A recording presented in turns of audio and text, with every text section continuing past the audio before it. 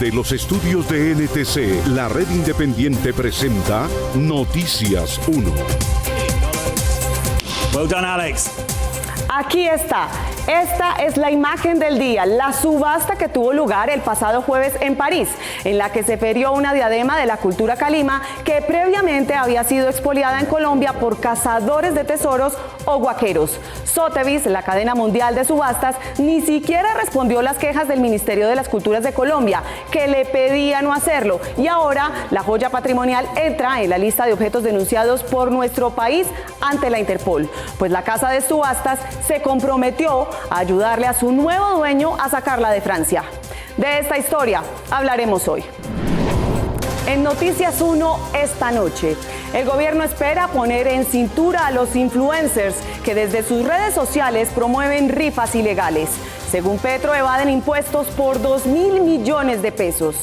Daniel Mendoza declina su nombramiento como embajador en Tailandia y califica como tsunami la reacción a su designación en redes sociales.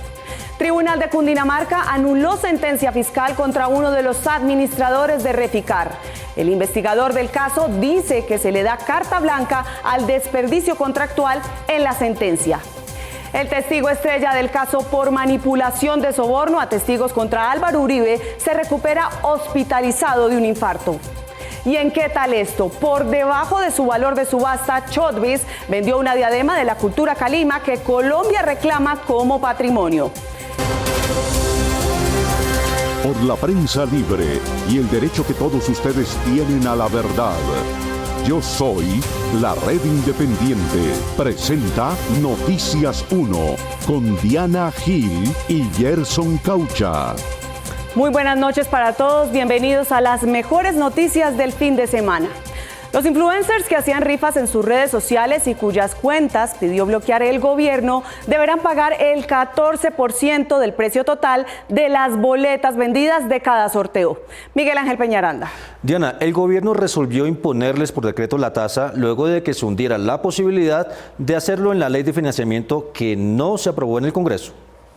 Aún molesto con la bancada que hundió la ley de financiamiento, el presidente Petro hoy insistió en la necesidad de cobrar impuestos a los juegos de suerte y azar, incluso en redes sociales. Le puso bozal a los parlamentarios costeños de Cambio Radical para llevarlos obligados a votar contra su pueblo porque les pareció más valioso que los dueños de los juegos de suerte y azar en línea no pagasen 2 billones de pesos en impuestos y se lo guardaran en el bolsillo. Petro publicó hoy el decreto que pone en cintura a quienes promueven este tipo de actividades desde las redes sociales sin contar con la autorización que la ley establece para este tipo de actividades. El gestor de la rifa deberá a través del operador acreditar el pago de los derechos de explotación de las rifas que realicen, equivalentes al 14% de los ingresos brutos, los cuales corresponden al 100% del valor de las boletas emitidas. Los terceros de los que habla el decreto tocan a los llamados influencers que utilizan y promueven en sus redes sociales realizar rifas y apuestas virtuales. El presente reglamento aplica en general a todas las personas jurídicas y naturales que estén involucradas directa o indirectamente en la explotación, operación y gestión del juego de suerte y azar de la modalidad rifas. Esta semana el presidente de Coljuegos, Marco Emilio Hincapié, solicitó a Meta la suspensión de varias cuentas de influenciadores que estarían evadiendo impuestos con la promoción de juegos de azar. Se ha dado la orden de iniciar las respectivas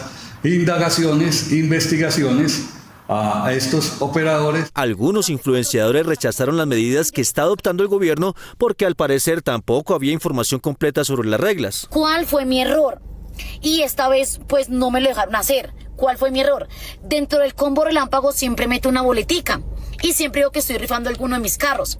No sabía, amiga, que me tocaba, amiga, pagar el 20% porque para ellos es una rifa. Según el decreto presidencial, habrá una transición de un año para que las casas de apuestas en línea y sus operadores comiencen a ajustar su funcionamiento. La evasión de impuestos al valor agregado en los comercios está calculada por el gobierno en más de 50 billones de pesos. La DIAN amplió su plataforma de recepción de facturas electrónicas para tener mayor posibilidad de pescar inconsistencias planificadas, bajar la evasión y subir el recaudo.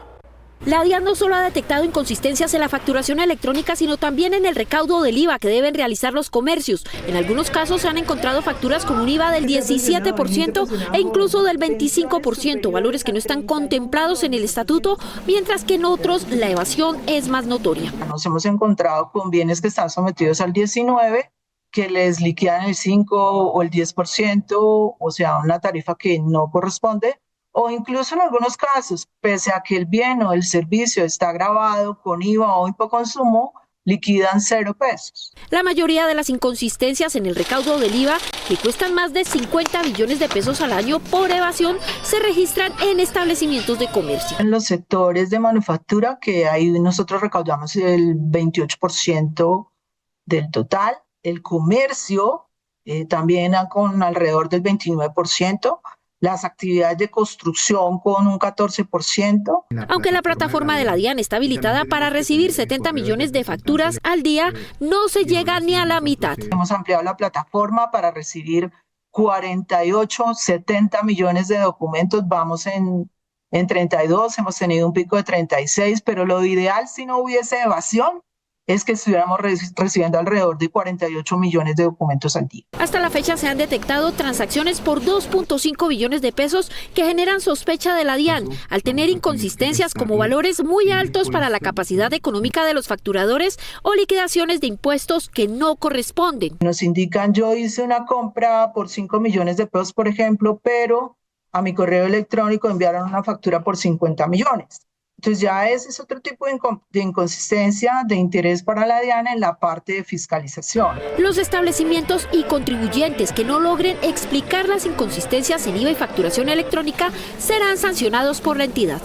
Daniel Mendoza, mejor conocido como el autor del documental El Matarife sobre Álvaro Uribe, no será embajador de Colombia en Tailandia. Hoy, en un mensaje de redes sociales, dijo que decidió dejar plantada la deliciosa embajada que le había entregado el gobierno, después del tsunami que en las mismas redes sociales armó su postulación. Las niñas de esta generación no quieren ser buenas mujeres y eso es precisamente lo que las convierte en mejores. Saber que quien trinaba así sobre las mujeres menores de edad sería el embajador de Colombia en Tailandia generó un terremoto en redes que motivó al embajador nominado a declinar su nombramiento. A mí se me está castigando como a una de esas brujas ficticias que chamuscaban en la hoguera por ser, en últimas, mujeres progresistas y con carácter.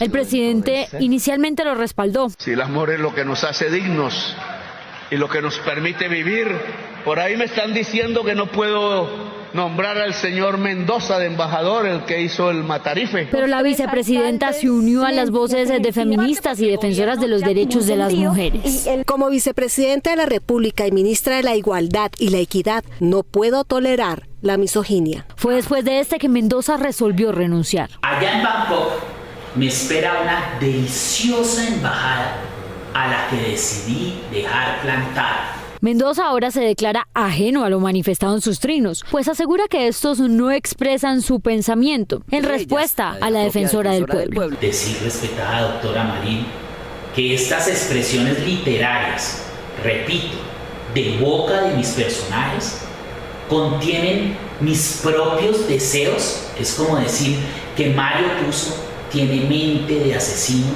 por la cantidad de muertos que deja regados en El Padrino. El presidente aún defiende a su embajador designado y renunciado, de quien dice que no tiene denuncia alguna de violencia de género y sostiene que la presión contra su nombramiento lo está llevando al extremo de pedir el aval de género en cada nombramiento. ¿Vamos a imponer un código determinado de sexualidad para entrar al empleo público? Mendoza dijo en su mensaje de renuncia que en todo caso el gobierno de Tailandia ya le había dado el beneplácito. Hernando José Gómez, que salió de Asobancaria en medio de denuncias por acoso sexual y de Reficar en medio de la discusión jurídica por los sobreprecios de su construcción, fue absuelto de pagar el detrimento patrimonial al que lo condenó la Contraloría. María Camila Hidrobo. Diana, hablamos con el investigador del caso en la Contraloría. Él considera que la decisión del Tribunal Administrativo de Cundinamarca no solo desecha su trabajo, sino también la capacidad de la Contraloría para cobrar a los funcionarios las consecuencias de sus decisiones. El Tribunal Administrativo de Cundinamarca anuló la sanción contra el miembro de la Junta Directiva de Reficar, Hernando José Gómez, impuesta por la Contraloría en abril de 2021, como responsable junto con otros 15 ejecutivos por el detrimento patrimonial de 2,9 billones de pesos en la renovación de la refinería, por las decisiones que llevaron su costo de 3.777 millones de dólares a 8.000 millones de dólares. Los 8.000 millones de dólares fueron refinería, sino que se pagó interventoría, por ejemplo, y costos propios del dueño, que son todo lo que se necesitaba hacer una vez recibida la refinería. Según el tribunal, Hernando José Gómez, que salió de la asociación bancaria en medio de denuncias por acoso sexual, actuó conforme a la ley en Reficar. Donde dichas adiciones no se hubieran efectuado, probablemente el proyecto de la refinería se hubiera detenido. El investigador del caso, ya retirado, resaltó que este fallo sienta un precedente negativo, porque da a entender que no importan los sobrecostos en las obras, sino que las culminen. Nos dicen que eso va a valer 5.000 millones de dólares. Y dentro de 5 años ya eso cuesta 12.000 millones de dólares y no importa, aquí nadie va a responder. Nadie quiere que queden elefantes blancos, pero tampoco obras a cualquier costo. Para Noguera, la decisión también podría derogar las funciones de la Contraloría al evitar el control fiscal y sus fallos. Métase como, digamos, a nivel de alcaldes y de compra de atunes y compra de mercados y como compra de maletines escolares. No se meta con proyectos de inversión. Y a nivel del Estado, de alto nivel del Estado, ni se le ocurra, porque ese es el mensaje que está dando este fallo del tribunal. Ahora el Consejo de Estado es el que tiene que decidir si el tribunal tiene la razón o no, y en caso de que confirme su postura, los otros 15 ejecutivos no solo no pagarían el daño causado, sino que podrían exigir reparaciones. Aunque el nuevo procurador se posesiona el próximo 15 de enero, su predecesora no ha dejado de hacer nombramientos en la planta del Ministerio Público. El sindicato asegura que para los recién nombrados ni siquiera hay escritorios. Existencia engrandece a Colombia. Esta semana la saliente procuradora Margarita Cabello dio su última rendición de cuentas de su gestión, advirtiendo los éxitos de su cargo.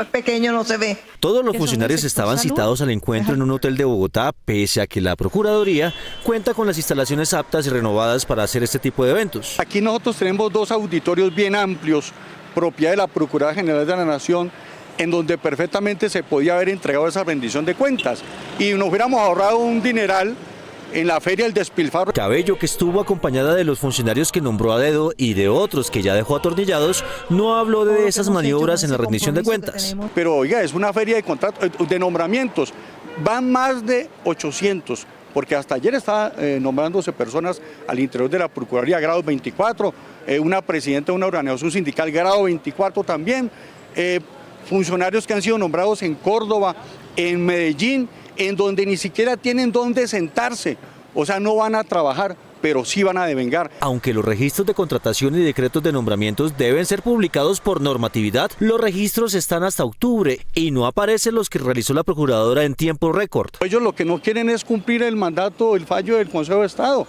Ellos lo que quieren es entorpecer los procesos de selección y están incumpliendo un mandato judicial y lo hace la autoridad que debe velar por cumplir los mandatos o los fallos de los jueces. El último registro de la rendición de cuentas costó más de 62 millones de pesos, pero en las publicaciones de la Procuraduría aún no aparecen los costos de la que se hizo esta semana en el hotel. Las cifras son millonarias. Aunque hubo voces de insistencia, Cabello no quiso asistir al Congreso para explicar su gestión y los cuestionamientos a su administración.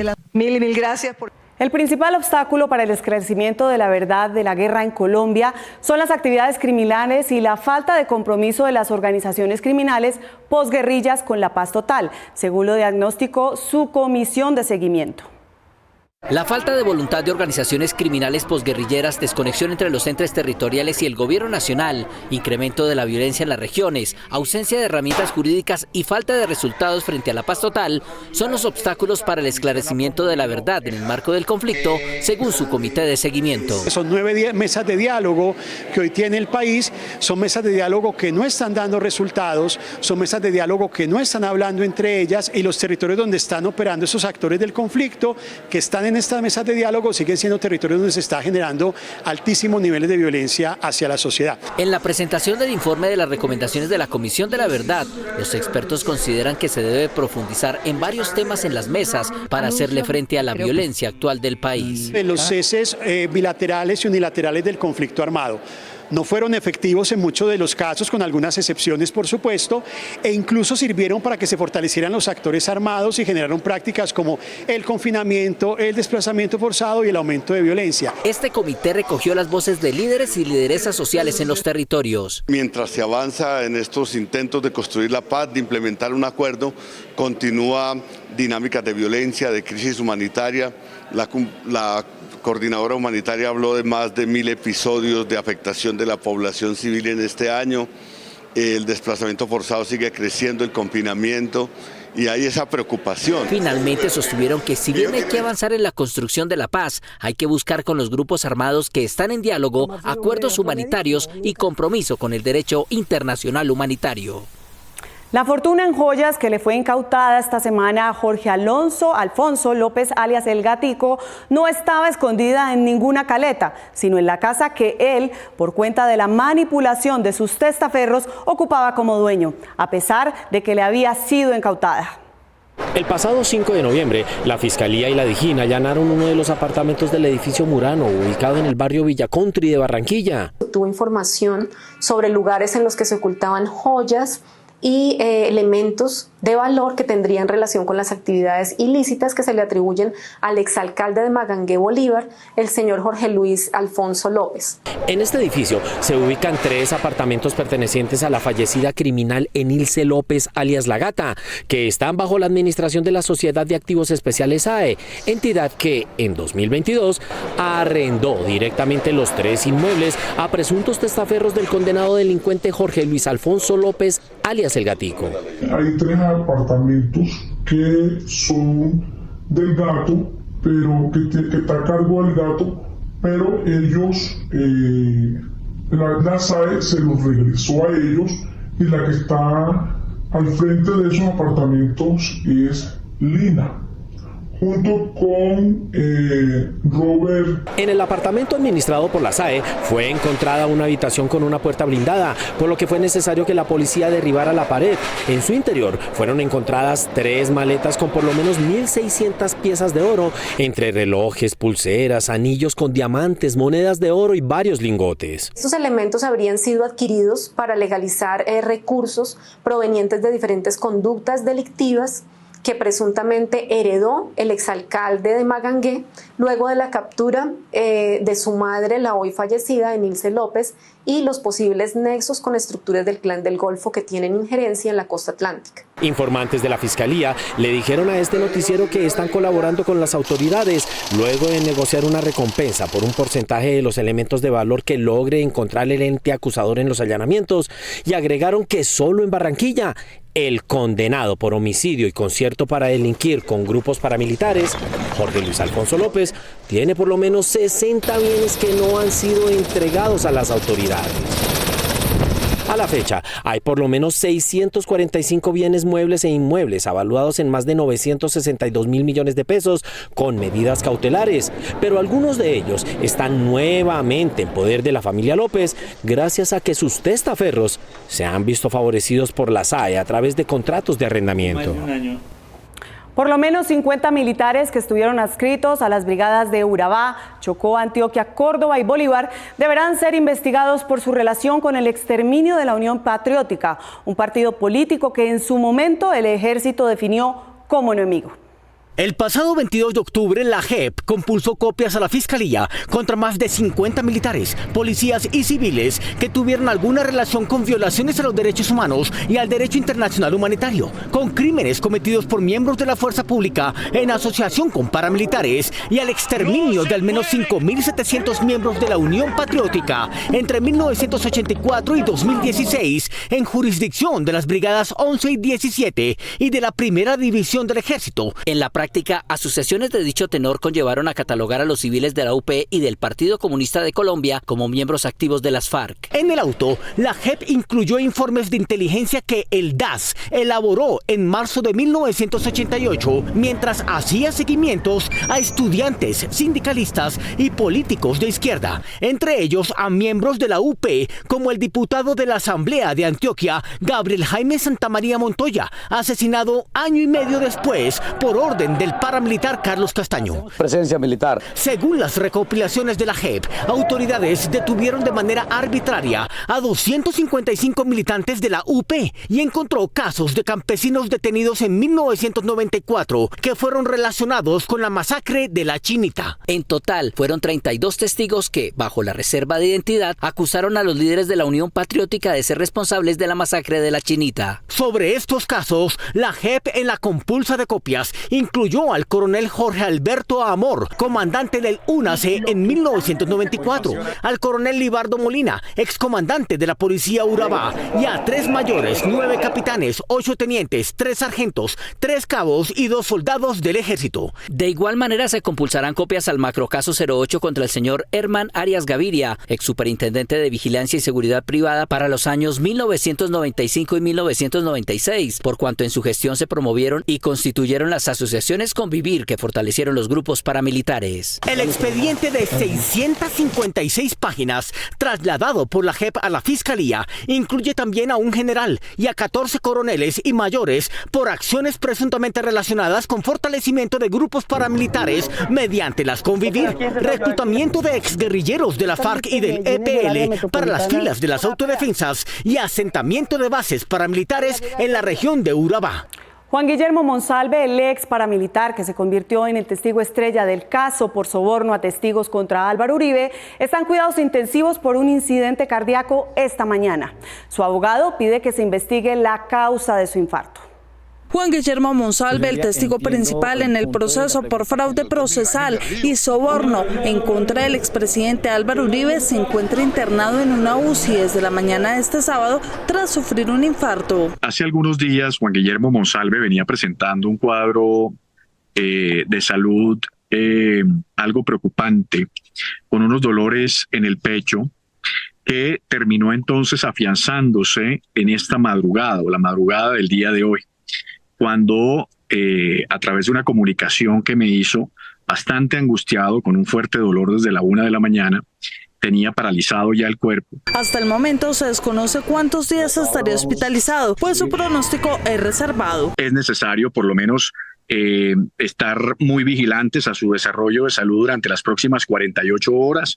Tenemos conocimiento que le iban a hacer un cateterismo, estamos a la espera de los resultados del mismo, se le iba a hacer un traslado a otro centro de salud, pero establecimos que era mejor mantenerlo donde se encuentra actualmente. Sin embargo, aparte de su estado de salud, también preocupa su seguridad. Recordemos pues las implicaciones que tiene Juan Guillermo Monsalve a ser testigo clave en el proceso en contra de Álvaro Uribe Vélez, las implicaciones que pueda tener un desenlace fatal para ese proceso y pues evidentemente para su familia. Además del Río ya solicitó al INPEC investigar si el infarto fue por causas naturales o por otros motivos. Hagan las investigaciones rigurosas con relación a las razones que ocasionaron este gravísimo problema de salud y evidentemente establecer entonces los orígenes de los mismos. Si es un tema precisamente de su salud personal o es un tema diferente, habrá que establecerlo además con mucha rigurosidad. Aunque tanto el INPEC como la policía están garantizando la seguridad de Monsalve en una clínica de Bogotá, él ya sufrió 2 atentados contra su vida. Uno de ellos, un intento de envenenamiento en la cárcel La Picota de Bogotá. La laguna de Guatavita clasificó como una de las mejores playas colombianas para los turistas, lo que indican los indicadores. El portal de asesorías de viajes TripAdvisor publicó hoy la clasificación de sus usuarios de las mejores playas de Colombia. El primer lugar lo ganó la Playa Cristal para hacer surf en el Parque Tayrona. El segundo al gentío de Playa Blanca frente a la bahía de Cartagena. El tercer lugar se lo otorgó a la caminata por la laguna de Guatavita. El cuarto a las playas de San Luis para bucear en el sur de San Andrés. Y el quinto, Spart Beach, para caretear en los corales del Mar de los 7 Colores de San Andrés. Esto indica que los mejores paseos de Navidad son pasados por agua. Esto es lo que indican los indicadores. La inteligencia artificial les está dando herramientas a médicos, pacientes y cuidadores para medir el avance del deterioro de la mente de los males de Alzheimer y Parkinson. Moca es la primera plataforma digital diseñada por un colombiano para mejorar el abordaje de Alzheimer y Parkinson. Esta app se encarga de recolectar y analizar datos por medio de la inteligencia artificial y mantener un diagnóstico constante. Podemos tener acceso a diferentes pacientes en tiempo real y poder generar lo que es la trazabilidad y el manejo de un gran volumen de datos para definir parámetros. Por medio de esta aplicación se busca que de las 260.000 personas que padecen Alzheimer y de las 220.000 que tienen Parkinson, tengan sus monitoreos por medio de esta plataforma digital, que según las respuestas del paciente, detecta el nivel de afectación en la mente del usuario. Son modelos de aprendizaje frente a los comportamientos en las respuestas. ¿Y a qué me refiero? Una vez que nosotros tenemos un diagnóstico de uno y varios pacientes, podemos generar escenarios prospectivos de cómo sería ese tratamiento. Esta plataforma funciona por medio de pruebas interactivas, lo cual le permite al médico tener un control más detallado del avance de la persona, debido a que el aprendizaje automático de Moca realiza un comparativo en tiempo real del progreso del usuario. 3 de cada 5 colombianos destinan la prima a pagar deudas, 1 de cada 10 para viajar y 1 de cada 12 para ropa y calzado. Más allá de las opciones, nuestro consejo es no gastarla antes de recibirla. La prima de diciembre es un beneficio que reciben los trabajadores formales equivalente a la mitad de un salario mensual. Sin embargo, si el empleado lleva menos tiempo, se calculan los días laborados. Según una encuesta de Fenalco, el 59% de los trabajadores priorizará ese dinero extra para pagar deudas, el 9% lo utilizará para pagar viajes o vacaciones y el 7% para la compra de vestuario. Aunque esta prestación le permite cubrir gastos de la temporada navideña, también es una oportunidad para planificar su uso y fortalecer el bienestar financiero a corto y largo plazo a través del ahorro.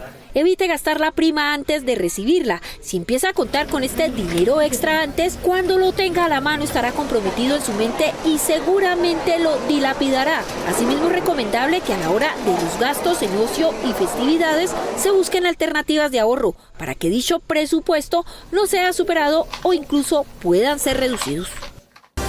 Descendientes de los muertos y sobrevivientes en la masacre de las Bananeras están organizando en Ciénaga el evento de memoria que en 4 años más conmemorará sus 100 años de soledad, como lo advirtió nuestro Nobel.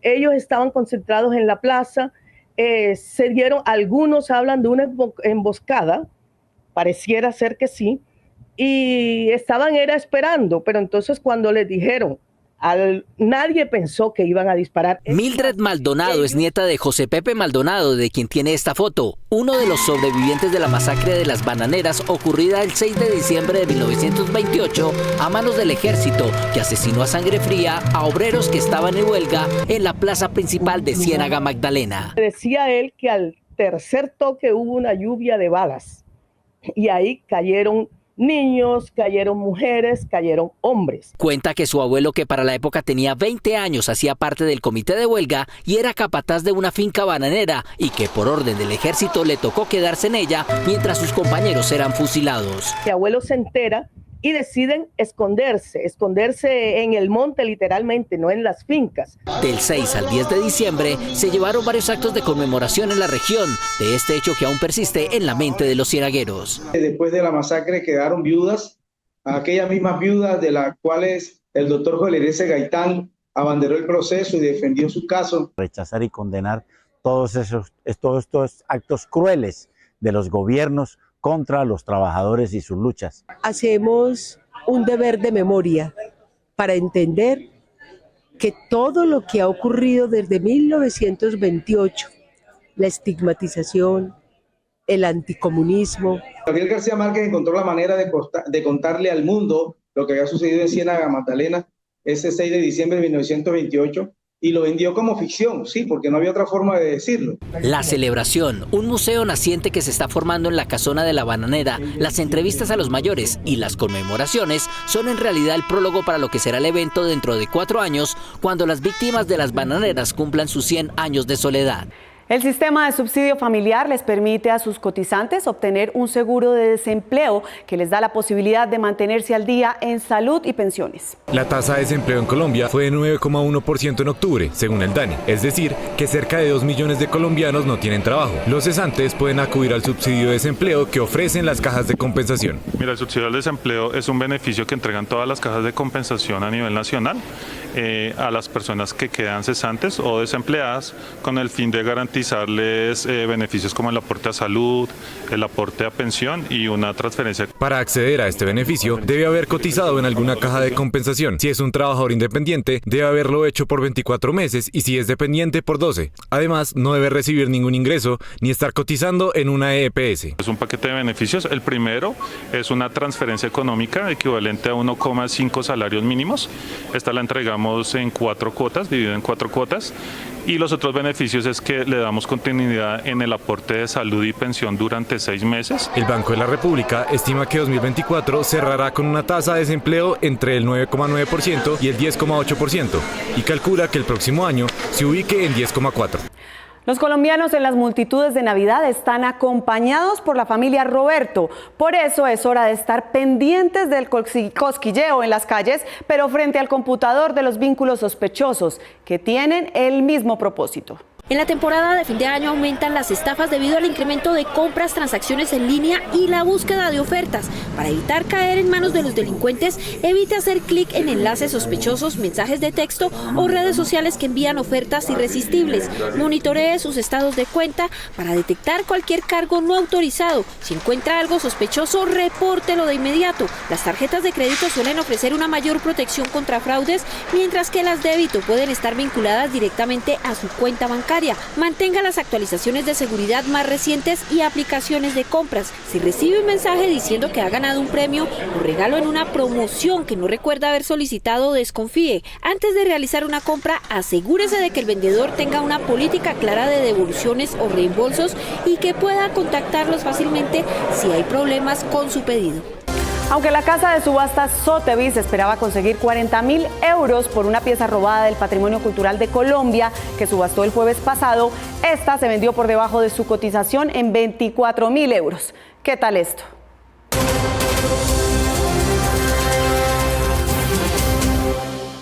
A pesar de las convenciones de las Naciones Unidas para la protección del patrimonio cultural y de las protestas de Colombia ante la casa Sotheby's, que ha vendido otras piezas patrimoniales de las culturas ancestrales de Colombia, esa casa subastó una por 24.000 euros a un apostador desconocido.